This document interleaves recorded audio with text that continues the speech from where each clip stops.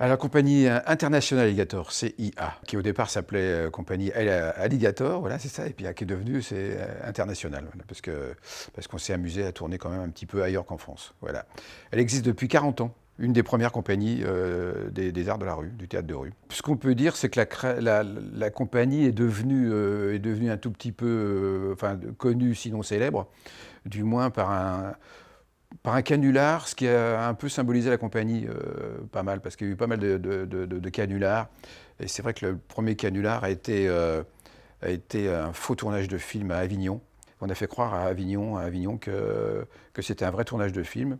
Ce qui fait qu'on a fini par avoir tout ce qu'on voulait à peu près au niveau matériel et décor. Et on a fait un tournage de film qui était un faux tournage de film. Et ce qui fait que ça a commencé comme ça, où la compagnie a commencé à avoir une certaine notoriété sur ce spectacle. Après c'est vrai que les spectacles ont été de plus en plus écrits, et, parce que c'était une volonté de vraiment dire des choses dans la rue, revendiquer des choses dans la rue, parler de choses dans la rue, ce qui ne se faisait pas, beaucoup. Donc il y a eu toute une série, dernièrement, je dirais pas dernièrement, mais enfin depuis une dizaine d'années, des spectacles qui parlent de l'histoire, la Révolution française, Jaurès. On parle des luttes des gens à travers les âges, etc., etc. C'est un peu notre propos, et c'est un peu ce qu'on essaye, ce qu'on veut faire nous dans la rue. Le prétexte étant qu'un jour on a retrouvé un texte inédit de Corneille qui parle des enfants, alors que dans les pièces de Corneille en général, et même à l'époque, que ce soit Molière, Corneille, etc., Racine, ça ne parlait pas beaucoup des enfants, quoi. Ce qui nous permet dans le texte et dans le jeu, en tout cas, de parler de la problématique des enfants. Qu'est-ce qui se passe pour les enfants en ce moment?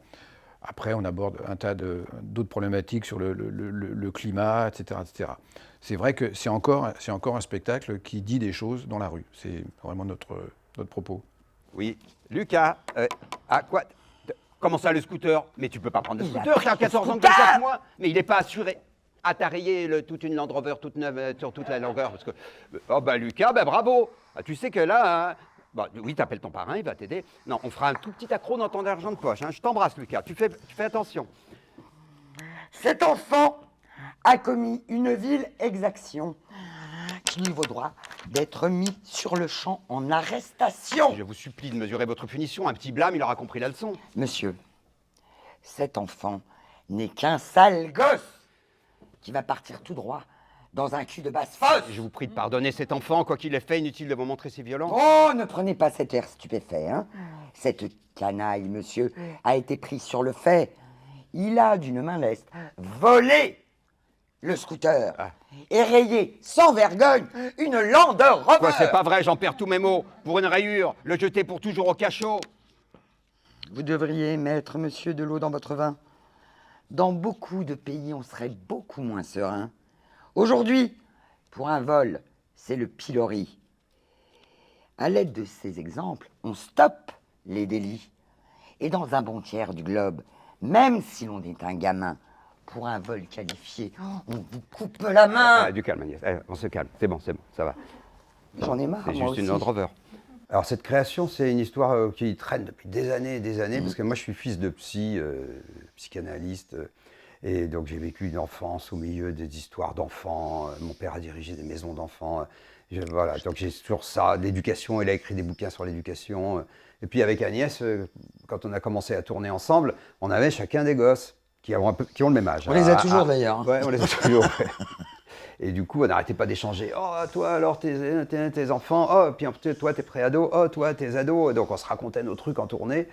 Et du coup, c'est devenu un truc entre nous deux de se chipouiller sur les enfants. Mais voilà, on jouait à être les gentils papas, les gentils mamans, les méchants papas. Et puis des fois, on se posait vraiment des questions sur l'éducation, sur les choses. Voilà, comme quand, avec un collègue, on va évoquer la vie, voilà, le fait d'être parent et dans nos métiers de partir en tournée. Il y a aussi le moment où on les laisse, où on n'est pas avec eux à ce moment-là. Et puis de toute façon, on s'interroge quand on est parent, on s'interroge sur la façon dont on les éduque, sur ce qui se passe, sur le monde dans lequel ils vivent. Je m'appelle Ayoub Ami. J'ai 11 ans, je me réveille à 4 heures. Le soleil n'est pas encore levé. Il fait froid. je passe un short, un vieux t-shirt, et on part en colonne vers la mine. Quand on passe les clôtures, les gardes armés nous dévisagent. Je regarde toujours leur kalachnikov. J'aimerais en avoir une. Mon frère, il a 12 ans. Lui, il a un fusil d'assaut. On enlève nos vêtements. Et puis on descend dans le boyau. Aujourd'hui, on va à 30 mètres sous terre. C'est là qu'il y a la veine de coltan pour les téléphones des Blancs. On creuse. Il fait noir, il fait chaud. J'ai peur parce que c'est même pas étayé. Hier, le boyau où creusaient Brahim et Mawete s'est écroulé. Ils sont morts, étouffés. Mais je rapporte de l'argent à la maison pour ma maman. Bon, c'est terrible, mais qu'est-ce que ça vient faire là? Enfin, c'est pas, c'est pas Rodrigue II ou l'innocence persécutée. Oui, je sais. Mais moi, j'avais besoin de dire ça. Voilà. C'est pas l'endroit pour ça, franchement. Déjà, ce spectacle, comme beaucoup de nos spectacles, c'est un spectacle qui mélange à la fois des moments graves, des moments sensibles et des moments d'humour. Où on oscille sans arrêt entre des moments, j'allais dire presque un peu de déconnade, etc. Et puis tout à coup, on revient à des trucs. Par exemple, il y a des petits moments où dans le spectacle, on parle d'un gosse qui s'embarque pour Calais et puis son père meurt dans la mer. Un autre gosse qui est dans la montagne, qui a fait la traversée d'Italie en France et puis qui se fait arrêter par les flics. Enfin, il y a plein d'histoires comme ça qui sont des trucs terribles. Et puis tout à coup, il y a aussi l'engueulade entre ces deux personnages.